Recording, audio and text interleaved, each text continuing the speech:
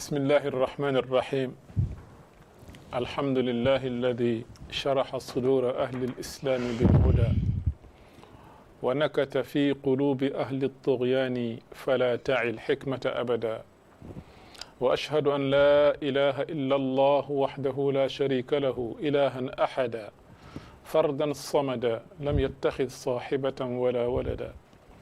وأشهد أن محمدا عبده ورسوله ما أعظمه عبدا وسيدا وأكرمه أصلا ومحتدا وأبهره صدرا وموردا وأطهره مضجعا ومولدا صلى الله عليه وعلى آله وأصحابه غيوث الندى وليوث العدا صلاة وسلاما دائمين من اليوم إلى أن يبعث الناس غدا mbokk seetaan assalaamu aleykum wa rahmatullahi wa barakaatu. dellu si nañu beneen yoon ci kàttanu buur bi subhaanahu wa taala ci seen émission approche an nahj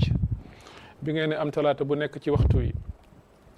ñu ñëw tey encore ci beneen tomb boo xam ne bi inchaa allahu taala di ngeen xam ne tomb bu am solo la te ñëw na ci waxtoom nu ma leen waxee nag seen émission dafa am aaday lépp lu xew daf koy jàngat bu baax gëstu ko bu baax froidement indi fi koo xam ne kii gëstu na ci wàllu woowu bu ko defee mu waxtaanal ñu ci mbir moomu xam ngeen nag seen émission ñaari nit lay doon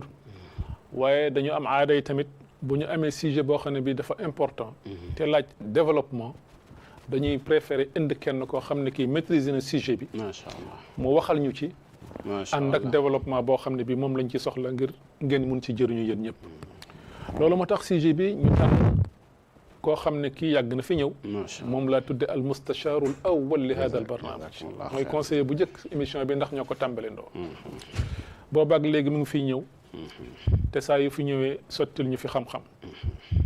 ñuy waxtaane tey lu ñuy wax alxijaabul islami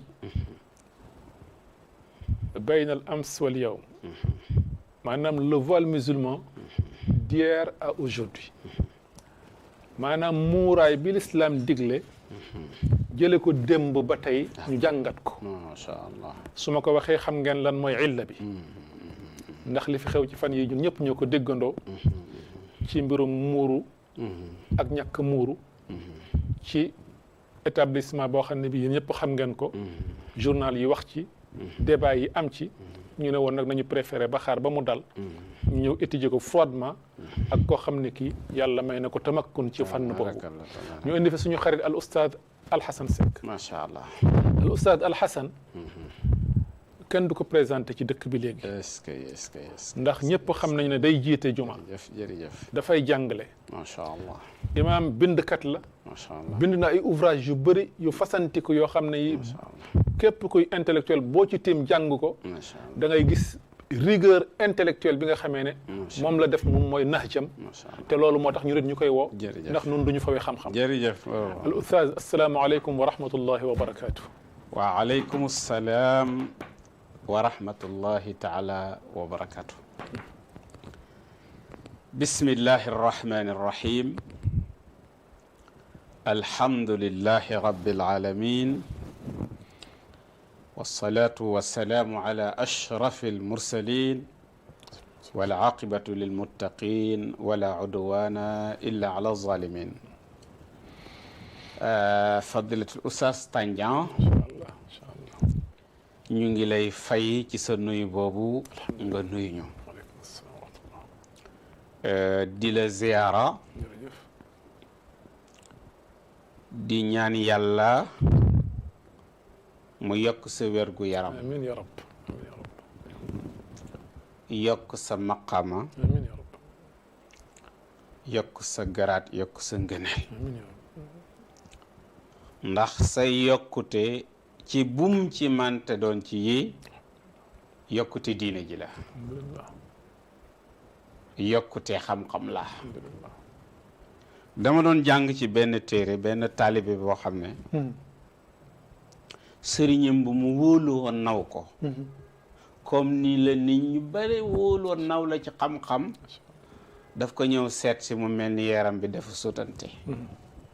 waa ji am lu ko metti ne yàlla lenn rek laa lay ñaan su fekkee ne man sama fan wi nga dogaloon ne moom laa war a dund ci kaw suuf allahu akbar desoon na ci ay fan wala ay weer wala ay at yàlla maa ngi lay ñaan gu la kenn mos sa ñaan mooy la ca desoon na nga ma ko joxal kii tëdd ndax dundam moo ëpp njëriñ sama dund wér gu yaramam moo ëpp njëriñ sama wér gu yaram allahu akbar nit ñu mel ni yow ay jullit ñi noonu lañ leen war a ñaanale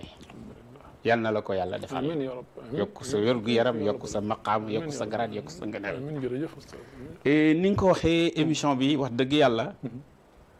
bi mu tàmbalee ba léegi jamono jooma dalalee rek di nga may gën a wan dugal gi nga ma dugal ci biir incha allah boole gi nga xam ne boole nga ma ko ci wallahi loolu itam ma yëg ko fu xuut a xuut ci sama xol incha allah ndax itam day wane ne yow xam-xam rek moo la yitteel wallahi te loolu lu ñuy naw la lu ñu su ko defee waxtaanu tey bi nag ni nga ko waxee xew-xew dafa am solo surtout bu ñu demee ci méthodologie xam nga yaa ngi tuddee émission bi approche muy an-nahj wala muy méthodologie waaye bu alxuraan sax daf ñuy jàngal li ñuy wax xadas muy événement naka lañ ko war di exploiter di si génne ay jàngat parce que gis nga des fois booy jàngat jóge ko ci benn xew-xew yow sax loolu daf lay protéger daf lay aar parce que boo jàngat boobu mooy wane ne yow waxuloo ngir sa bakkan waxuloo ngir sa bopp waxuloo ngir keneen itam dégg nga de yow da ngay jàngat xew-xew bi di ci jéem a génne loo xam ne lu scientifique la lu scientifique mooy lan keneen ku defoon jàngat boobu mën na dëppoog yow ci loola fekk teg nga ko ci ay preuve ak ay référence ak ay tegtal te loolu la ñuy ñaan yàlla jàppale ñu ci di kontaan bu baax a baax bi ngeen ñi defalee ni nga xam ne pour waxtaan bi ñu gën a am temps dellu si ci loolu am nañ ci mbégte di ñaan yàlla na yàlla mottali lépp rafetal ko macha allah jërëjëf al ustaz wa taala al imam al Hasan Seck jërëjëf al imam al Hasan jàng nañ ci alquran yàlla subhanahu wa taala di wax ak yonent bi di ko wax audu billahi min alshaytan arrajim ya ayuha annabiyu qul li azwajika naam wa banatika naam wa nisaai almuminin naam yudnina alayhinna min jalabibihin naam dalika adna naam an yurafna fala yudayna yàlla di ko wax ci alquran yow yonent bi alayhi salatu wasalaam yow yonent bi salawatullahi wasalaam waxal say soxna waxal say doom waxal jigéen jullit ñi ñuy sang seen yaram noonu rek la koy dox ñuy sang seen yaram looloo tax ñu leen di xàmme ku dul ñoom ba kenn du leen lor ndax dañu ñoŋal seen bopp boo ñoŋalee sa bopp dañ lay respecté allahu akbar boo xawee ko nag ku nekk ñime la kuy baaw fala yudayn kon xijaab mun nga ko delloo foofu xadis yi ci wax nag moom dafa bëri du ma ci wax kenn xamul nu mu toll xadis yi moom du ma ci sax cité benn ndax bëri na bëri waay boo xam ne bi wallaay dëgg la mutadaafira macha allah ñu gis léegi dafa mel ne ci suñu dëkk yi nga xamee ne ñun dañuy wax ne ay jullit lañu loola daf fi tumaranke ba boo ko defee mu mel ni def nga njombe def nga lu bees def nga loo xam ne lii du aada ndeysaan dëgg la te dafa mel ni sax loolu lu arab di wax shay taari la maanaam lu gàll la rek lu gàllankooru la rek waaye nekk fu woon sax suñu temps maam yi même bi fi l'islam nekk woon ñoom daawuñu xawee ko noonu daanañu muuru doonuñu sutural seen yaram waaw ñu gis ci fan yi coow loolu jógoon fi ci benn établissement scolaire boo xam ne bi dafa am ay xale yu fay doon jànge doon muuru muuraay ba nag dem ba mu yàgg am daal coow lu mu fa jur dëgg la ñëpp wax ci comme ni ma ko waxee ci tàmbali gi dëgg la ala kulli xaal ñun ci xam-xam la ñu bëgg a jàngate mbir mi lañ bëgg a jàngate mbir mi comme ni ñu tuddee émission bi ni ñu ko intitulé mooy ñu wax ci alxijaab d'hier à aujourd'hui wax ci xijaab démb ak tey ak fa mu jaar ba ñëw fii lan mooy wàccuwaayam dinañ ko wax lan moo ci déranger ki nga xamee du jullit di nga ko wax lan mooy ngëneelam lan moo war a nekk suñu comportement ci régime boo xam ne bi dañuy wax ne laïque la te boo gën a xam tamit laïcité ñu expliquer ñu ko lan mooy laïcité en fait est-ce que mooy ku nekk ñu respecter li nga gëm wala mooy benn gëm bi dafay ñëw moñoxal yeneen gëm yi loolu tamit laaj na ñu xam lan mooy laïcité ñu xam ko clairement et d'une manière intellectuelle nga jàngatal ñu loolu insha allahu taala macha allah jërëjëf duggin bi am na solo leeral nga lépp cosaanu muuru naka la saxee ci alquran ci aaya bi nga wax ak yeneen aaya yu nekk ci suratu an-nuur ak suratul aaraaf ak yeneen i barab waaye itam aaya bi dafa junji ñaar ci njëriñ yu mag yi muuru ni ko lislaam santaane te mooy jullit bu jigéen bi war a sëmbëstal war a wàcce ay yéreem ba nga xam ne doqam du feeñ dënnam du feeñ dara du feeñ ci cër yi lu dut illa ma zahara minha borom xam-xam yi ne mooy ñaari tënk yi ak ñaari ndëggu yi loolu yàlla mu ne dalika adna an yu'raf na mooy tax ñu xam ne yéen lii mooy seen identité lii mooy seen cosaan lii mooy seen santaane borom subhanahu wa taala te damay faral di wax ne tubaab yi dañuy tiitaroo lu ñuy tuddee l'exception française maanaam ci côté culture ñoom ni ñuy tiitaroo ne am nañ seen jagle waa kon nag naka jullit bi li la yàlla wax ne la mooy sa jagle kon loola source de fierté la war a doon ci bépp jullit beneen bi ci des itam c'est une grande source de protection pour la femme musulmane wax nga ko jamono ji nga xam ne ñu ngi waxtaane ce qu'on appelle l'harcèlement sexuel jigéen ñi naka lañ leen di caaxaane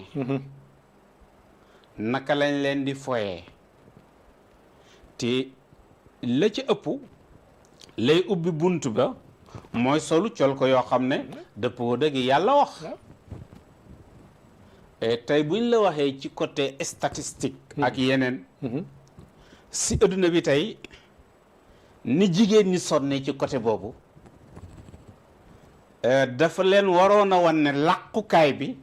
mooy li leen yàlla joxoon comme yére li leen yàlla joxoon comme tenue tey statistique wane na ne États-Unis d'Amérique kese lu war a mat 40 millions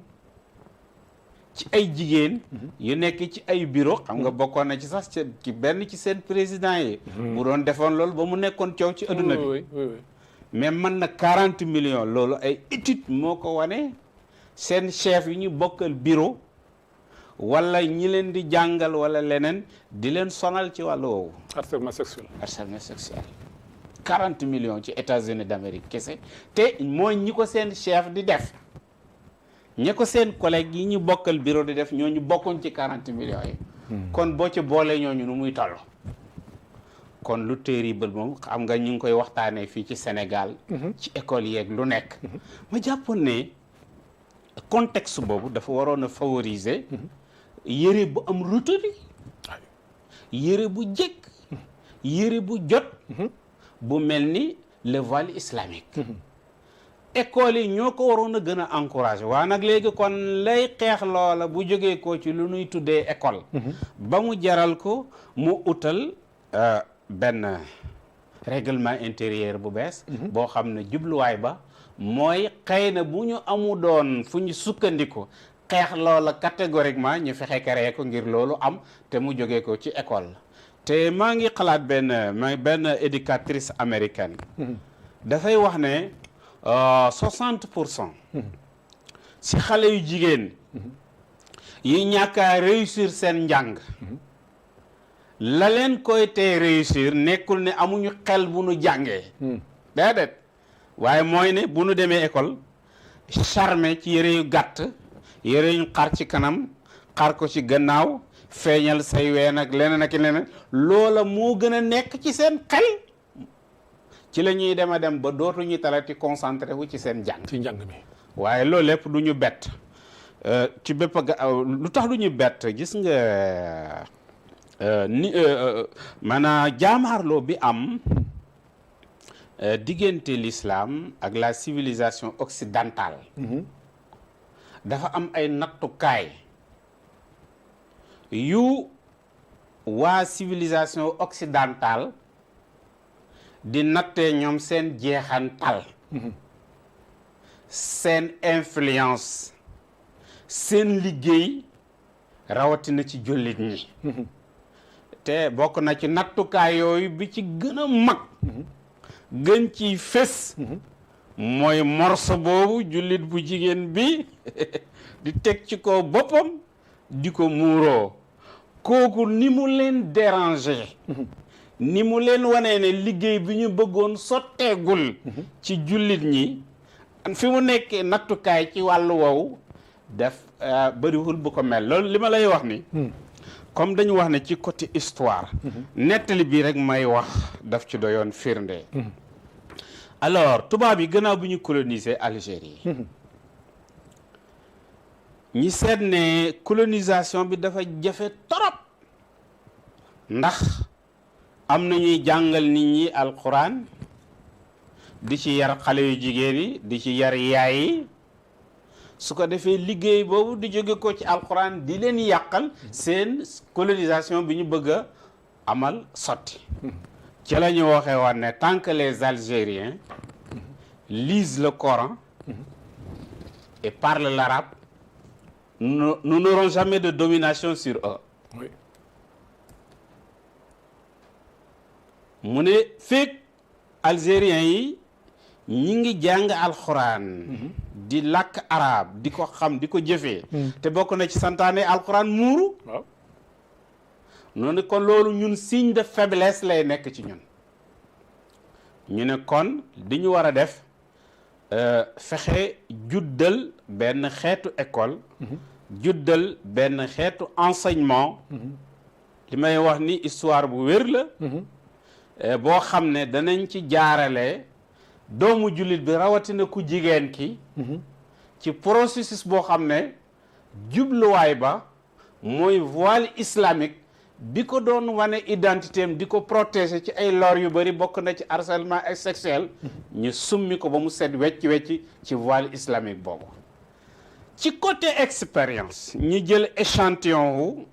fukki jeune fille histoire bi bu jar a jàpp la ci débat bi dugal leen école française fukk jàngal leen ba seen jàng jeex ñu defal leen ngandam cérémonie invité journalistes yi notable yi kilifa yeeg autorité yeeg ñëpp pour ñoom ñi ngi jàpp ne xale yu jigéen yooyu bu ñu ñëw ci cérémonie bi xeetu yére yi am te mu dëppoo yi ñuy encouragé te loolu yaakaar naa ne éducateurs yi waruñ ko woon encouragé ci la ñuy ñëwee waaye bañ na tëll ci cérémonie ba ñu solu muuru comme ni ko alxuraan santaane comme ni ko alxuraan jàngalee ñettee woon ci jataay boobu yëpp ànd am ngandam déception benn kàddu ànd génn ci seen làmmiñ ñoom ñëpp mooy qu'est-ce que la France a fait donc en Algérie il y a de cela 128 ans dégg nga wax jooju qu'est-ce que la France a donc fait en Algérie il y a de cela 128 ans kon France bi mu duggee Algérie ba léegi téeméeri at ak ñaar fukk ak juróom-ñett kon ndeke moom li mu yaakaaroon ne liggéeyam réussir na ko sottal na ko am na ci ndam am na ci succès ndekente moom cegiwu de réussir ba gis nga li ma la wax nattukaay bi muuru xale bu jigéen def ci bokk léegi ki nga xam ne moo doon gouverneur général bi yore woon affaire colonie en Algérie demal ci internet bi nga bind ko mi ngi tuddoon Lacoste Lacoste mi ngi juddu 1895 ku gudd fan la mi ngi dee 1989 Lacoste nañu déglu la leen Lacoste tontu ñu dugalaat ko ci débat bi ci côté démb pour comprendre daf na leen qu'est-ce que tu peux faire si le Saint-Coran est plus puissant ici que la France? Il peut rien faire. wax ja leer na. Oui. mu ne su fekkee ne jamono jii ñuy dundoo voile islamique rapport de force la enjeu de civilisation la. Oui. enjeu d'idéologie la. Oui. diggante moom moo ko wax du man de moo ci dugal France man dugal ma ci France. diggante France. waaw ak li muy symboliser te loolu histoire wane na ko. tey ñu bari ñu xeex voile islamique soit ñu jàngee France Qasim Amin bokk na ñu ci gën a siiw ci monde arabe. dinaa si ñëw. France la jàngee. France li mu génn tey ci ay loi yuy xeex voile islamique moo xam voile intégral la. wala voile partiel. amul beneen réew. amul bu ko def. amul. kon nag bu amee beneen école boo xam ni itam nee na binational la maanaam ni mu askanaloo boppam Sénégal noonu la askanalee boppam France bu jëfee lii ba mu def actualité bi bu ñu dellu siwaatee kon la ko sooxoon te moom mi ci dugaloon turu France kon loolu dama yaakaar ne daf ñuy war a leeralal lu bari ci débat bi qu'est-ce que tu peux faire si le Saint-Coran est plus puissant que la France léegi nag ci côté stratégie ma lay wax ne école occidentale li may wax ni histoire bu wér la yi njëkk a am yi ñu njëkk a tabax njëkk koy ériger fu nekk ci dans le monde musulman xam nga ñen ñoo ko njëkk a tabax ay missionnaires li may wax ni teel laa nekk damay joxe référence kuy historien donte doo jullit sax soo demee di nga gis li may wax ay évangélisateur mais ñoom ba ñuy ériger école yooyu bañ koy tabaxuñ ko woon ngir jàng kese ngir former nit ñi kese dañ ko tabaxoon pour liggéeyal ñoom la ñu gëm muy des fois bu ñu mën a génne jullit bi carrément ci diineem génne ko ca li may wax ni lu leer naññ la tey bokk na ci ñi njëkk a nekk inspecteur de l'éducation maa ngi wax na ma historien yooyu yëpp déglu li may wax ku ci mën a tebbi dara nga tebbi ko ci ñi njëkk a superviser l'école occidentale nekk ay inspecteur ak yeneen fii au Sénégal c'était des missionnaires bokk na ci ñooñu ku ñuy wax Abbé Boila Abbé Boila boobu moo bind benn livre am mi ngi ko tuddee esquisse sénégalaise esquisse au pluriel sénégalaise su ci demee page 483 li may wax histoire bu wér la dafay wax ne pour ces jeunes gens on trouvera pour les convertir moins de difficultés.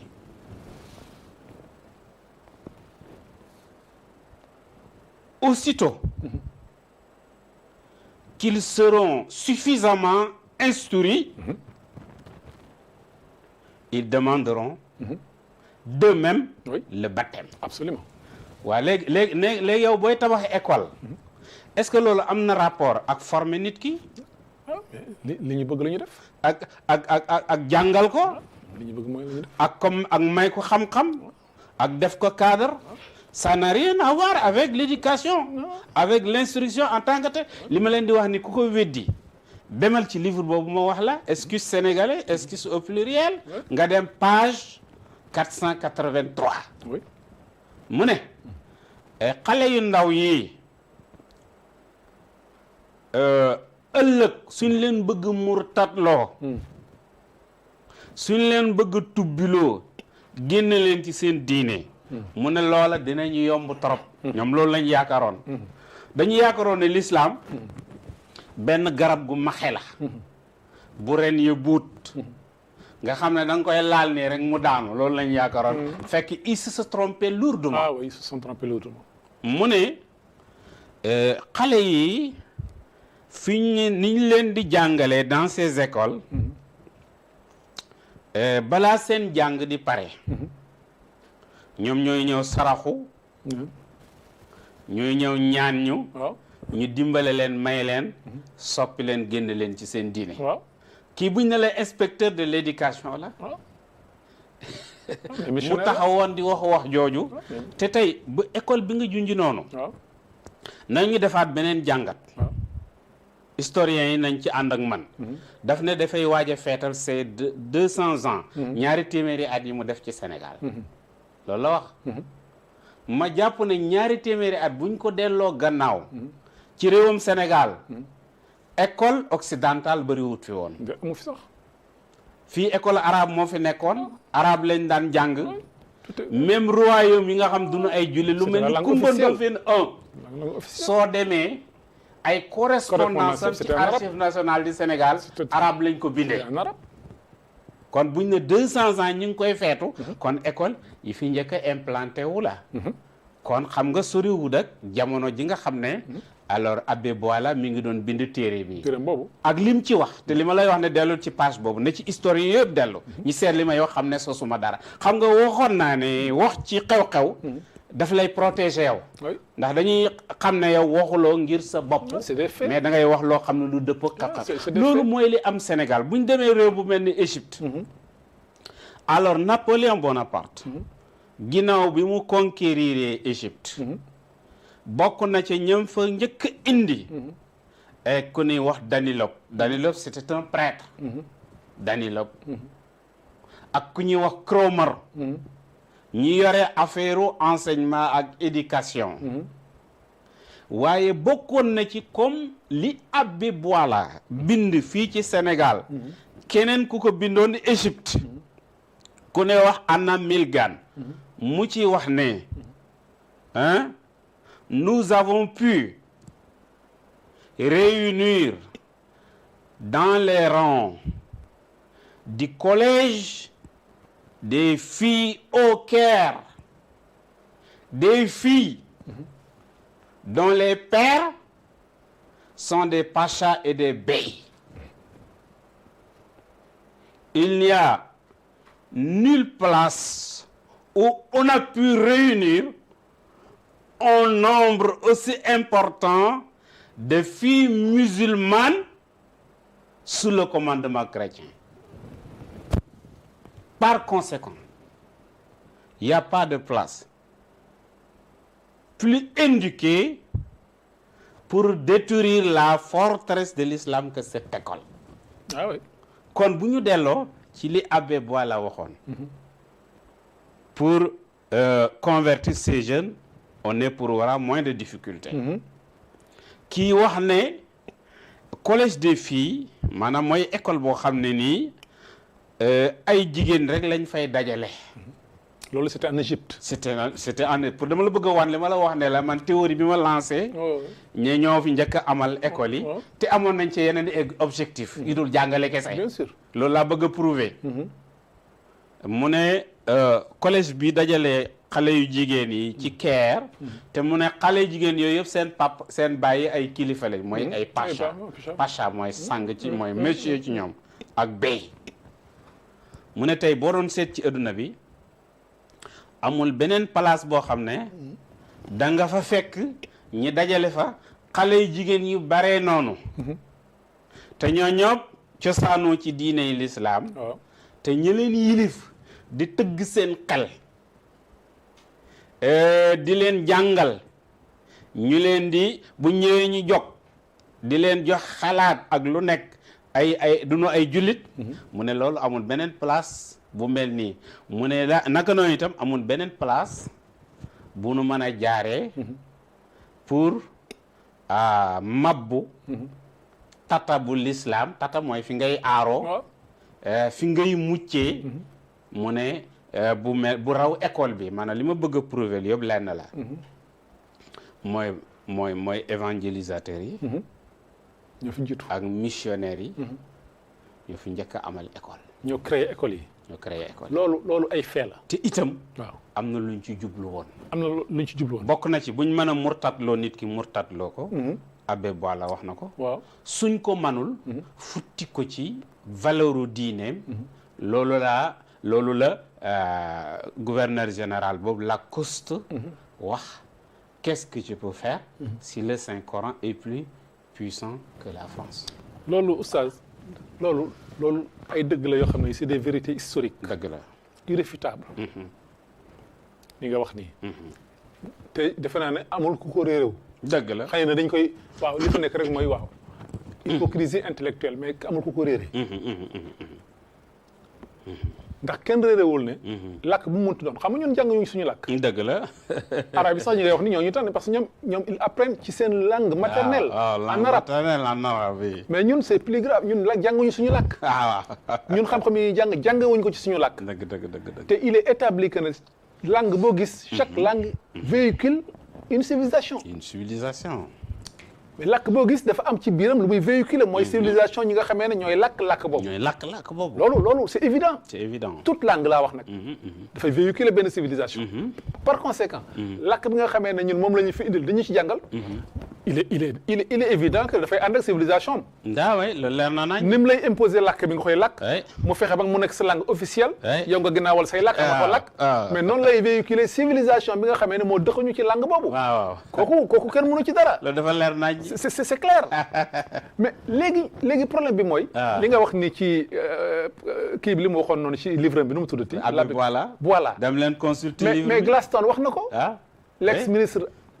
britannique des affaires étrangères waxoon na tant qu'on aura le Coran ici jullit ñi di ko jàng mais dañuy bëgg si ñoom duñ ko am loolu ñoom xam nañ ko ñoom xam nañ seen i objectif xam nañu ni ñu koy atteindre ñu ngi liggéey pour loolu am mais léegi ñun ñi nga xamee ne ñun ñoo ne lii mooy suñu diine lii mooy suñu civilisation lii la ñu moom nag dëgg la mais lu tax ñu ne defuñu ay effort yu toll ni ñu ne li nga xamee ne moom mooy suñu identité ñu affirmer ko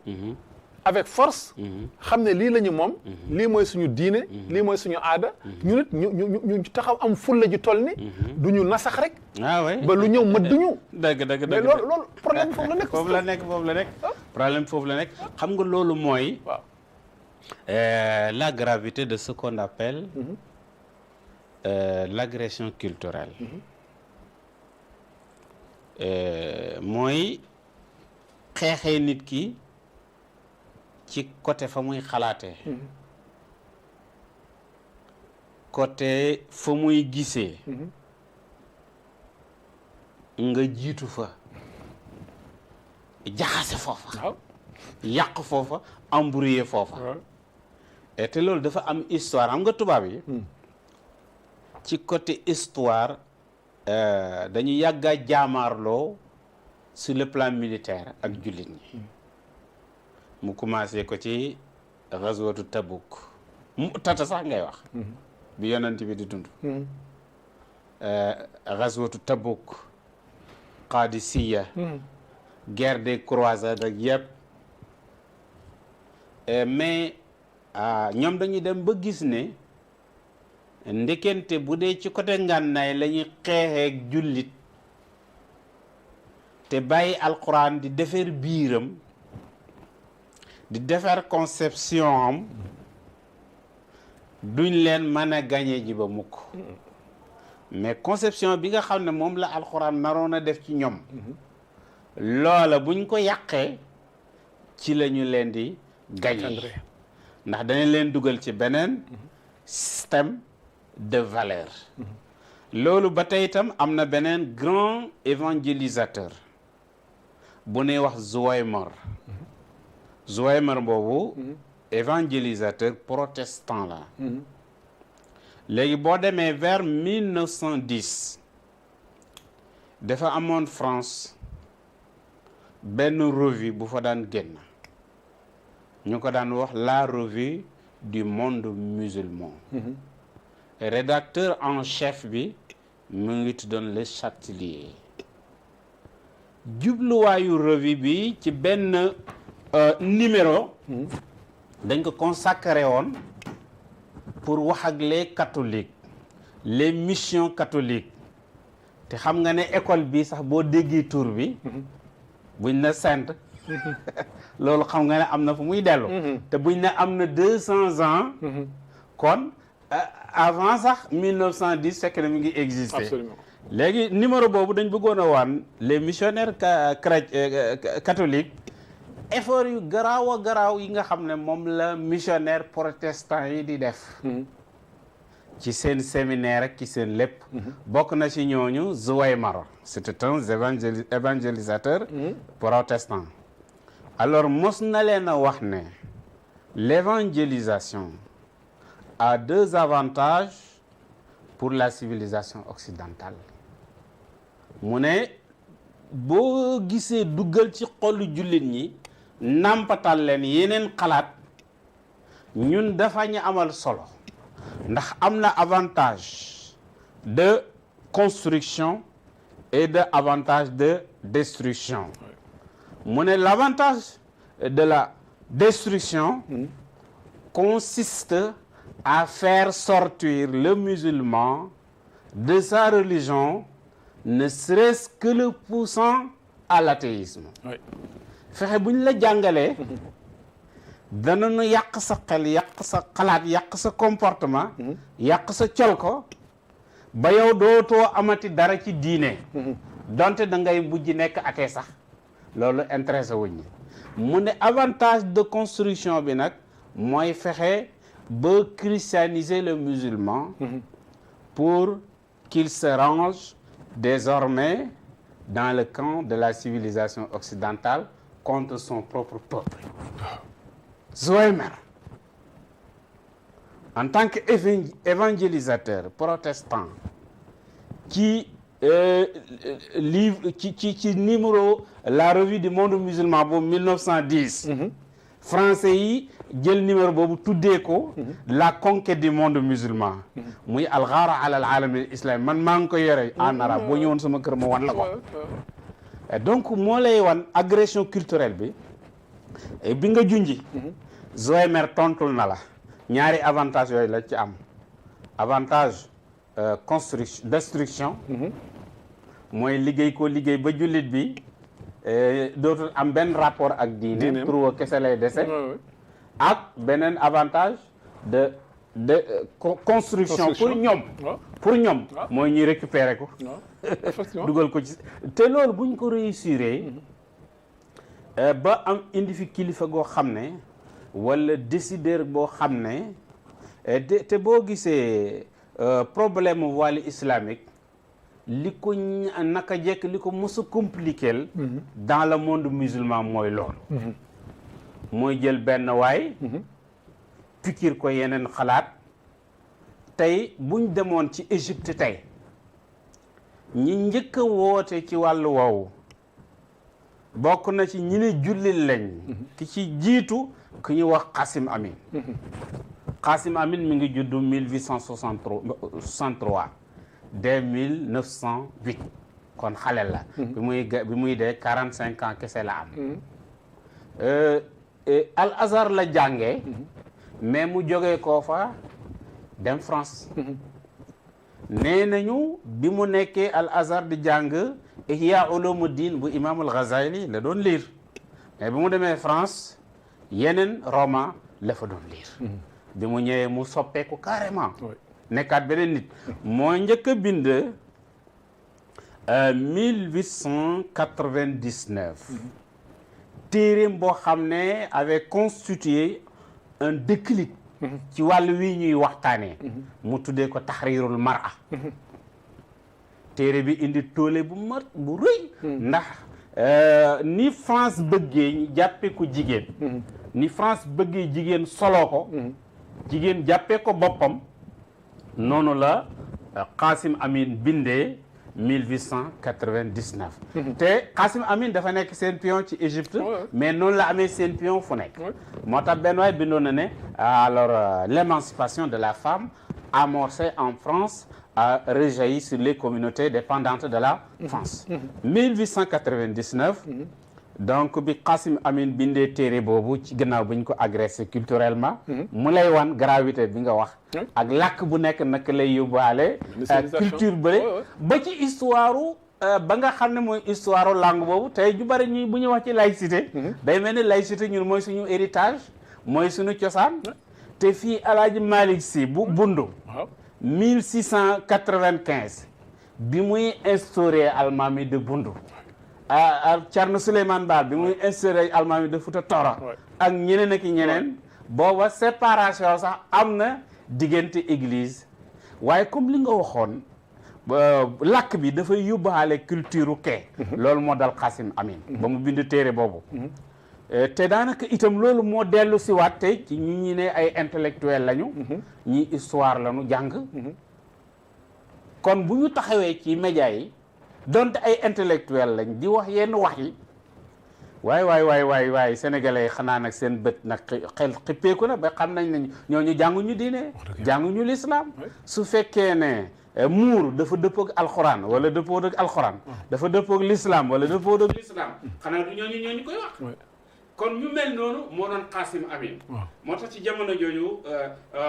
Shawqi donc daan ko genre saboté mu ne ko hadisi walal kitaabi ida dakartahuma nakiiru wallahi wa inna la nasalu hal tagaaru ala al aqaidi am tugiiru mu ne kenn du wax ne mënuloo wax yow Qasim Amin kenn du wax ne mënulooy bind waaye xalaat yi nga nar a jàllale mooy détruire société bi mooy yàq société bi muuraay ni mu jekkee ak naka lay aaree ci harcèlement sexuel ak yeneen danger ba ci côté wérgu yaram wér na ni cancer de peau yu bari ci jigéen ñàkk a muuru moo koy indi ay étude wane na ñuy sol mini-jupe ginnaaw biñ ko commencé seen tànk yeeli dafay gën a rëy 5% loolu ay études scientifiques ñoo ko wane couleur bi dafay gën a changer 7% loolu ci côté danger wérgu yaram rek mu ne loolu naka ngay wootee di xeex loola loo xanaa mu ne boo mu ne yow Qasim Amin boo jëlee ay alxuraan kenn du wax ne jàng bi baaxut boo jëlee hadis kenn du wax ne taxriju loo ko mu ne hatta la nasalu hal tagaaru ala al aqaidi am tugiru yow défendre diine ji ak valeurs yi moo la yitteel wala da nga koy song kon nit ñu jaxasoo ñooñu nit ñu mel noonu ñooy am ba bis ni ki tey ñooy répété wu ba bis ni ki tey ndax am na fu ñu leen dëgëralee am na fu ñu leen encouragé am na fu ñu leen joxe ay prix am na fu ñu leen joxe ay 4x4 am na fu ñu leen joxe per diem yu duna dun ak yeneen ak yeneen jaaral leen ñuy juutal affaire yi moo tax gannaaw bu mu bindee téere boobu borom xam-xam yu bëri wax nañ ci am na ku ci doon wax tadiqina zar'an aqasimu la taqrif bi jayshika tabtaghi mu ne tadiqina zar'an bil hijabi wa ma bihi siwa ma janat tilka ru'a wal mazaimi mu ne ndax wax yi nga xam ne yàqkat yi ñoo ko wax ci muuraay moo la nar a yàqal muuraay kon yow nga sànku kon yow nga perte maanaam dama la bëgg a wax côté agression culturelle bi surtout jaarale ko ci ñu dul jullit parce que boo demee ci livre boobu ma lay wax la conquête du monde musulman dañ ciy wax ne garab gi simiñ bi dagg garab gi li gën a efficace gën a sedd xol mooy njuur ba mooy bant ba ñu jëlee ko ci garab gi ci boppam mooy am na yoo xam ne bu ñu ko bëgg a sottal ku ne julli la ñuy jël mu defar leen ko moom la ñuy utiliser loolu moo amoon ci Qasim Amin comme exemple loolu moo am itam ci ñu mos a jëfandikoo seen doole bokk na ci Habib Bourguiba ci ñu njëkk a xeex voile islamique la bokk na ci Moustapha Kamal Atatürk depuis 1925 gannaaw bi mu daanele xilaafa gi mais xeex boobu lu mu métti toujours daana am jigéen ñoo xam ne jaral na leen sacrifier seen liggéey jaral na leen sacrifier seen jàng ci misaal maa ngi ciy fàttaliku benn docteur bu ñëw daan wax Nabhatu Koro moomu doctorat la am ci énergie solaire mu ñëw di ko jàngale ci université bu ñëw wax Izmir mais di muuru jamono jooju ki jiite woon conseil des universités mi ngi tuddoon Ihsan Dogormas mu génnee dogal ne amatul kenn ko am droit di jàngale ci université yi di muuru mu woo Nabhatu Koro ne ko benn nga summi sa muuraay wala ñu dàq la mu Nabhatu Koro ne ko ñaar yooyu benn du ci am man jàng naa constitution réew bi jàng naa droit xam naa constitution bi moo maye liberté religieuse te lii ci sama liberté religieuse la bokk ñu ne ko kon dañ la yóbbu conseil de discipline mu ne yóbbu leen ma soxlawuma avocat soxlawuma dara may défendre sama bopp mu défendre boppam ba pare ñu ne ko li nga wax yëpp dëgg la mais dafa am yeneen principe yoo xam ne delluwul ci constitution delluwul ci droit delluwul ci leneen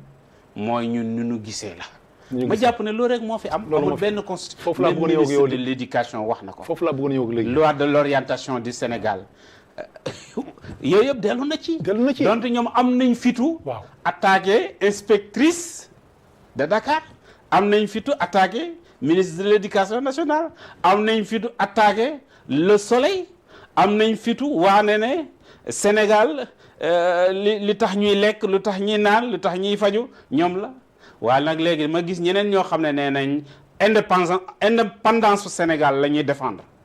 te yooyu duñ ca wax mais man li ma jaaxal kon nag affaire bi dafa doy waar trop léegi dama gis ñu bëri ñu ciy wax waaw mais ñoom ñu ngi layale toujours seen wax ci nous sommes dans un pays laïque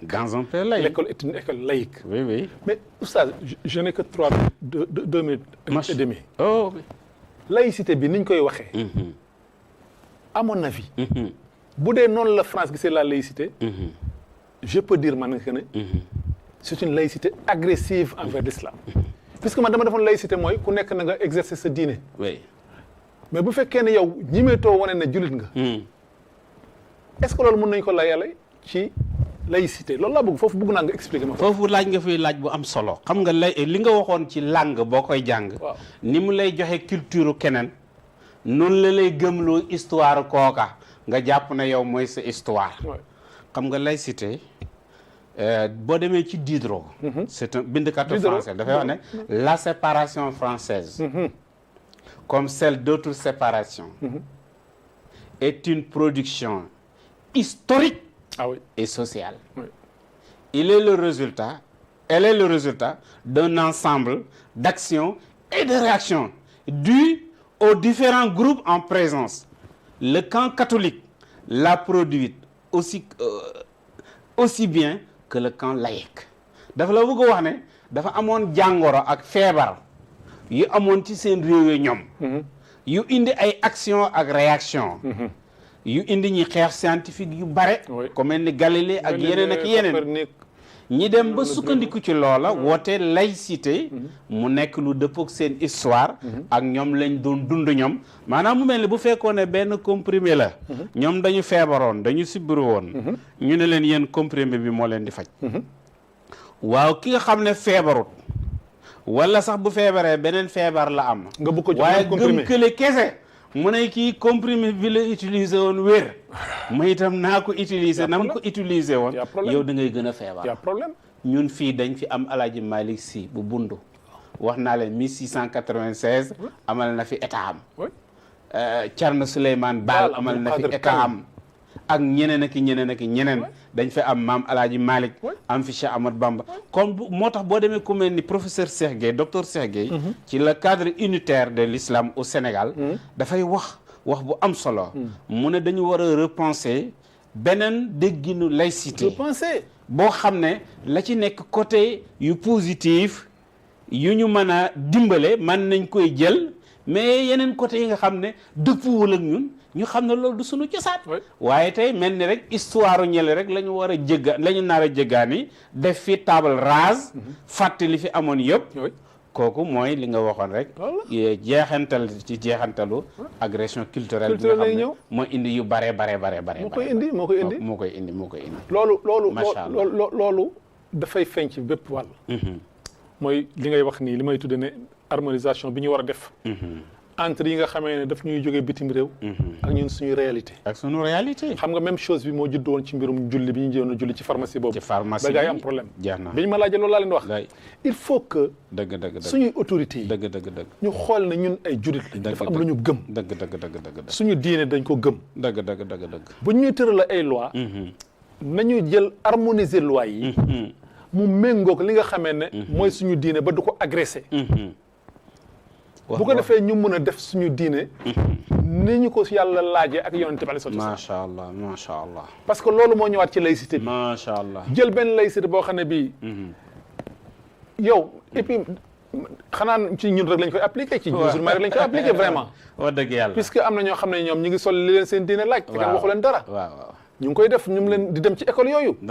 léegi bu dee jullit bi rek ñu ne waaw même ay jullit ñooy taxaw yu mel ni yow taxaw di wax ne non école bi règlement intérieur bi nangam la nous sommes dans un pays laïque il faut respecter les lois nangam ay jullit comme yooyu ñooy taxaw di défendre yooyu cause léegi au détriment de leur religion au détriment de li nga xamee ne moom la ñu suñu yonent bi jàngal alayhi salaatu wasalaam ay loi ay laïque la laïcité yow naka nga mën a nekk musulman ngay jël loolu di ko teg ci kaw yow li nga xamee ne sa diine moom la jox mooy alquran ak sunna yonent bi alayhi salaatu wasalaam dëgg loolu naka la ko nit mun a concevoir yow kay da nga war a wax ne waaw ñun kat comme que loolu la nañu jéem a harmoniser loi yooyu ci bépp wàll mu dëppoog li nga xamee ne mooy suñu ngëm mooy suñu civilisation mooy suñu aada mais du ñun ñooy ñëw seey ci biir yooyu loolu vraiment xaw ma nan lañ koy tuddee loolu daal mooy daal imaam nan ngay jeexale li ma wax sànq daal ku feebar jël benn comprimé pour mu faj feebaram yow nga yore beneen feebar bu bokkut ak booba wala feebaru la sax gëm kooku rek tax nga ne da ngay jël loola léegi boo demee dafa am benn Arnold Toynbee bi c'est un grand philosophe historien dafa bind benn téere bu garaaw mu ne gars yi imiter la civilisation occidentale nañ ko moytu ndax imitation boobu day arriérer seen réew yi sax xam nga lu tax yow boo indee xalaat boo xam ne dafa jaamaarloo dafa jooyaloo ak la fay cosaan ak li ëpp ci nit ñi gëm loolu conflit lay indi ñàkk jàmm lay indi ñàkk harmonie lay indi ñàkk dal lay indi te condition yooyu même dafa dàqwanteeg développement xoolal ma dégginu histoire boobu Arnold Toynbee bi jox ñi te ñu soxla ko c'est pertinent donc beneen bi ci des mooy li nga junj woon rek seen liggéey ci côté tëggaat sa xel ak sa xalaat buñ ko sottalee ni nuy gisee rek ngay gisee te loolu ku nekk war na ko daw liñ la ñuul na nga ne daa ñuul weex na nga ne daa weex te yow defula sa benn effort bopp loolu dama ne sax intellectuel waru ko def boroom xam-xamu jullit waru ko def boroom xam-xam dëgg dafa war a xalaatal boppam déparé ci ay réalité soo déparé wul ci sa réalité rek da ngaa déconnecté wu lu mën a tabax bu baax waru ci jógee ko kon daal li ñuy wax ni yëpp pour bëgg réew mi la pour bëgg jàmm la pour bëgg dal la mais li ñu fi wax yëpp histoire la jox naa leen ay téere ak ay référence bien sûr inventé wu ma dara léegi nañu delluwaat ci téere yooyu ak ci référence yooyu ñu jàngataat ko ñu tegaat ko ci kanam situation bi ngir ñu mën a comprendre ça lan ngay tàggoo wax bi jeex na tàkk di la santaat beneen yoon di la gërëmaat bu baax a baax a baax ci dalal bi di am mbégte macha allah macha allah tabaraka wa taala jërëjëf oustaz kontaan nañu baax ñu la gën a kontaan wax dëgg yàlla li nga fi wax ay njëriñ la macha allah ñun ñëpp jëriñu nañ ci wax dëgg yàlla leer na jërëjëf lépp c'est documenté. ok jërëjëf jox nga référence yu leer. macha allah kon mbokk yi seen émission approche tey gis nga. ni mu neexee. macha allah ndax ki ñu fi indi moo toll noonu. macha allah lépp lu muy wax daf koy documenté. macha allah incha allahu taala kon ñaanal leen ko yàlla wér. amiin yaa yàlla yokk ko. ngeen ñaanal ñu ko ñun ñëpp ñun ñu ngi leen di ñaanal loolu. kon incha allahu taala émission bi ku mu raw ci talaata ji. ñu ko seetaanaat dimanche. incha allah entre 13h ak 14h. 13h hada wa sallallahu wa sallam ala abdillahi wa rasulihi sayyidina muhammadin wa ala alihi wa sahbihi. assalaamu aleykum wa rahmatullahi wa barakatuhu. di nuyu nag sama doom bu ndaw bi may àndal muy bébé Cheikh. macha allah yàlla ma ko yàlla barkeel ko. yàlla barkeel ko incha allah. assalaamu aleykum wa rahmatullahi wa barakatuhu. salaam wa rahmatullahi taala wa barakatuhu. ok shukran barakallahu fi